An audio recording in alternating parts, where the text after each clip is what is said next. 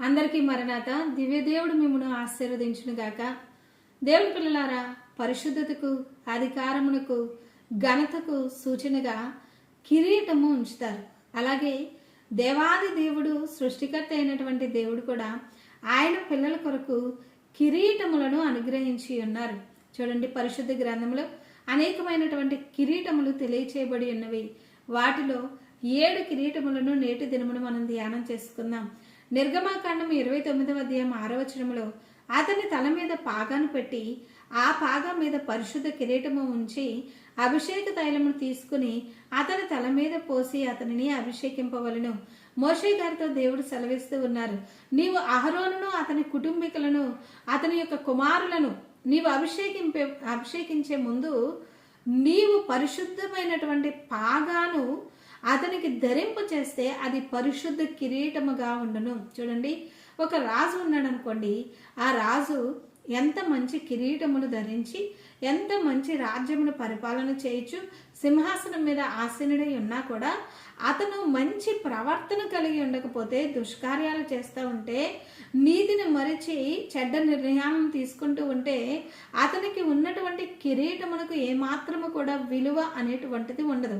అలాగుననే మంచితనము, పరిశుద్ధత, మరి శ్రేష్టమైనటువంటి గుణలక్షణములు మరి ఎంతో చక్కని కిరీటముగా అలంకరింపబడినటువంటి లక్షణాలుగా ఉంటాయి. కాబట్టి దేవుని పిల్లలమైనటువంటి మనలను మన విషయంలో ప్రభు కోరుకుంటూ ఉన్నది పరిశుద్ధత. చూపులో, మాటలో, ప్రవర్తనలో, క్రియలో, సమస్తమైనటువంటి విషయాలలో కూడా పరిశుద్ధతను మనము కలిగి ఉన్నప్పుడు ఆ పరిశుద్ధతయే దేవుడు మనకు కిరీటముగా అనుగ్రహించి ఉన్నారు.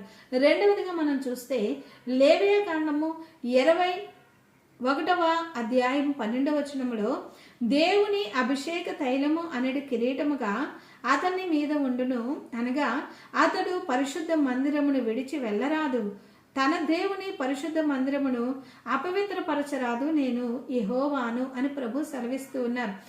రెండవ కిరీటము దేవుని అభిషేక తైలము అనేది కిరీటము.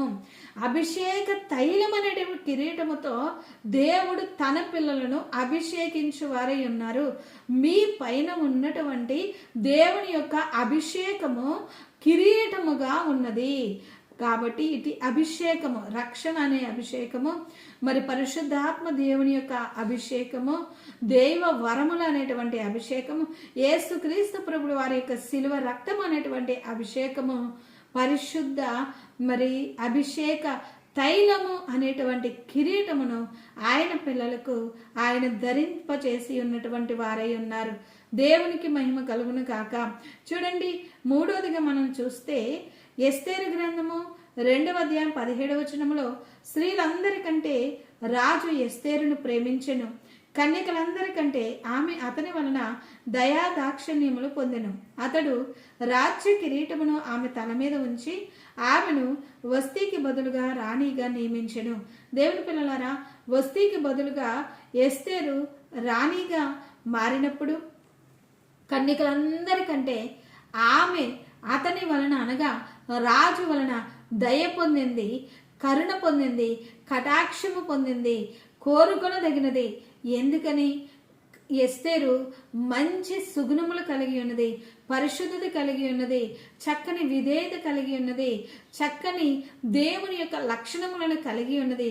గనుక ఆమె అతని వలన దయాదాక్ష్యములను పొంది రాజ్య కిరీటము రాజు ఎస్తేరునకు ధరింపచేసి ఉన్నట్లుగా, అధికారం ఇచ్చినట్లుగా, రాణిగా చేసినట్లుగా మనం చూస్తూ ఉన్నాం. అదేవిధంగా దేవుని పిల్లలారా, దేవాది దేవుడు ఆయన ప్రత్యక్షమై ఉన్నప్పుడు 1000 ఏండ్ల పరిపాలనలో వధువు సంఘము ఆయనతో కలిసి ఏలుబడి చేయను. ఆయన రాజు, మనము రాణి అయి ఉన్నాము. ఆయన మనకు అధికారము అనుగ్రహించినటువంటి వారై ఉన్నారు. కనుక మనము ఆయన వైపు చూస్తూ ఆయన ఇచ్చేటువంటి అధికారం వైపు చూస్తూ ఈ లోకములో అది లేదు ఇది లేదని కాదు, కానీ దేవుని యొక్క సన్నిధిలో ఆయనలో ఉన్నటువంటి అధికారముతో ప్రభు సన్నిధిలో మనము కొనసాగింపబడవలసిన వారమై ఉన్నాం. మీరు భూమి మీద దేనిని బంధిస్తారో నేను పరలోకములో దానిని బంధిస్తానని ఈ భూమి మీద ఉన్నప్పుడే ఆయన బిడలైనటువంటి వారికి అధికారం అనుగ్రహించినటువంటి దేవాది దేవుని యొక్క సన్నిధిని మనము కలిగి ఉండవలసినటువంటి వారమై ఉన్నాం. దేవునికి మహిమ కలుగును కాక. చూడండి, 4వదిగా సామెతల గ్రంథము 4:9 అది నీ తలకు అందమైన మాలిక కట్టును, ప్రకాశమానమైన కిరీటమును నీకు దయచేయను. ఎవరైతే జ్ఞానాన్ని కోరుకుంటారో, జ్ఞానముగా ఉంటారో, జ్ఞానముగా జీవిస్తారో, జ్ఞానవంతుడైన దేవుని సన్నిధిలో ఉంటారో అట్టి జ్ఞానము నీకు ప్రకాశమానమైన కిరీటము. దేవుని పిల్లలారా, మీరు జ్ఞానముగా ఉన్నప్పుడు ఆ జ్ఞానమే మీకు ప్రకాశమానమైన కిరీటముగా ఉంటుంది. గనుక ఆయన పిల్లలైనటువంటి వారు మరి పరిశుద్ధముగా అటు విధముగానే పావురము వలె నిష్కపటముగాను, పాముల వలె వివేకముగాను, జ్ఞానముగా ఈ లోకములో ఉండవలసినటువంటి వారమై ఉన్నాం. అట్టి జ్ఞానము ప్రకాశమానమైన కిరీటము అని దేవుని యొక్క వాక్యము తెలియచేయబడుతూ ఉన్నది. అదేవిధంగా మనం గమనిస్తే 5వదిగా యెషయా గ్రంథము 28:5 ఆ దినమున సైన్యములకు అధిపతి యెహోవా శేషించిన తన ప్రజలకు తాని భూషణ కిరీటముగా ఉండను, సౌందర్యము గల మకుటముగా ఉండను. తృణీకరింపబడి ఉన్న, వెలివేయబడి ఉన్న, ఏ పరిస్థితుల్లో ఉన్నా ఆయన పిల్లలైనటువంటి వారు ఏ స్థలముల్లో ఉన్నా, ఎక్కడ ఉన్నా ఆయన భూషణ కిరీటముగా ఉంటారు. ఆయన బలముగా ఉంటారు, ఆయన ఆశ్రయముగా ఉంటారు, ఆయన కోటగా ఉంటారు, ఆయన కొండగా ఉంటారు, ఆయన నమ్ముకొనదగిన సహాయకుడిగా ఉంటారు. ఆయనే మనకు కిరీటముగా ఉంటారు. ఆయన పిల్లలకు ఆయన భూషణ కిరీటము.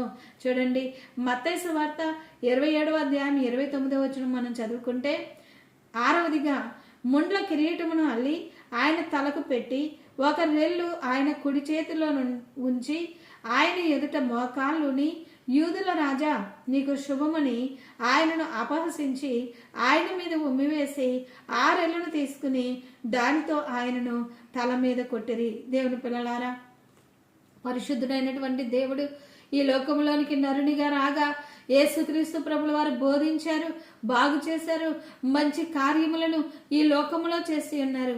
అయినప్పటికీ కూడా ఆయన మీద నిందలు మోపి ఆయనను అవమానపరిచి ఆయనను పట్టుకుని లేని నేరములు ఆయన మీద వేసి, చూడండి, ముళ్ళ కిరీటము ఆయన శిరస్సు మీద ధరింపచేసి ఒక వస్త్రమును ఆయనకు ముసుగుగా వేసి రెల్లును ఆయన చేతిలో పెట్టి ఆయన కిరీటము మీద అనగా ముళ్ళ కిరీటము మీద ఆయనను కొట్టి నిన్ను కొట్టిన వారెవరో చెప్పుకోమని ఆయనను అపహసించిన మన కిరీటమును మనము కోల్పోకూడదని ముళ్ళ కిరీట దారి అయి శ్రమను భరించినటువంటి యేసుక్రీస్తు ప్రభుల వారు రాణిగా మనలను అభిషేకించుటకు, కిరీటము ధరింప చేయుటకు శ్రమల కిరీటమును, ముండ్ల కిరీటమును భరించి ఉన్నారు. మనకు గొప్ప ఘనమైన కిరీటమును ప్రభు అనుగ్రహించి ఉన్నారు. చివరిగా 7వదిగా 1 కొరింథీయులకు రాసినటువంటి పత్రిక 9:25 చదువుకుందాం. 10 మంది పోరాడు ప్రతివాడు అన్ని విషయముల యందు మితముగా ఉండును. వారు క్షయమగు కిరీటమును పొందుటకు కాదు గాని మనమైతే అక్షయమగు కిరీటమును పొందుటకు మితముగా ఉన్నాము. చూడండి, మనం గమనించినటువంటి వారమైతే వారు క్షయమగు కిరీటమును పొందుటకును, మనమైతే అక్షయమగు కిరీటమును పొందుటకు మితముగా ఉన్నాము.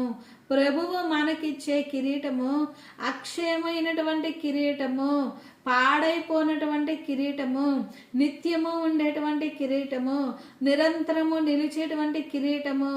జయించు వానికి ఆయన కిరీటము ధరింపచేవారై ఉన్నారు.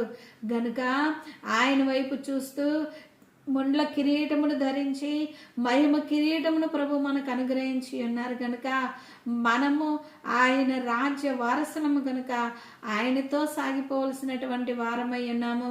7 కిరీటములను మనం ధ్యానం చేసుకుని ఉన్నాము. మొదటిగా పరిశుద్ధత అనేటువంటి కిరీటము, రెండవదిగా అభిషేక తైలము అనేటువంటి కిరీటము, మూడవదిగా రాజ్య కిరీటము, నాలుగవదిగా ప్రకాశమానమైన కిరీటము, ఐదవదిగా భూషణ కిరీటము, ఆరవదిగా ముండ్ల కిరీటము, ఏడవదిగా అక్షయ కిరీటము.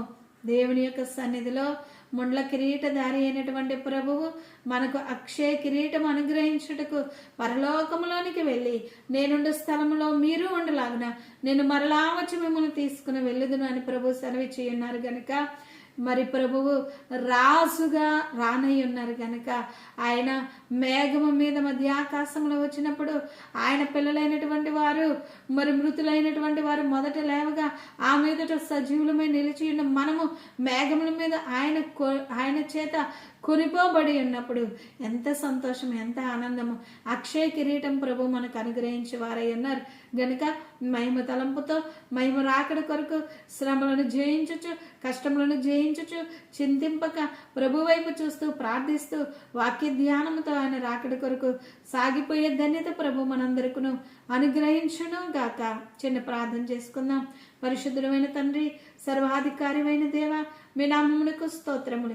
మీ బిడ్డలైనటువంటి వారికి పరిశుద్ధతను కిరీటముగా ధరింపచేసి ఉన్న దేవా, అక్షయ కిరీటమును పొందుకునేంత వరకు నైనా మీ సన్నిధి తోడుగా ఉంచి మీ మహిమ రాకడ కొరకు సిద్ధము చేయండి.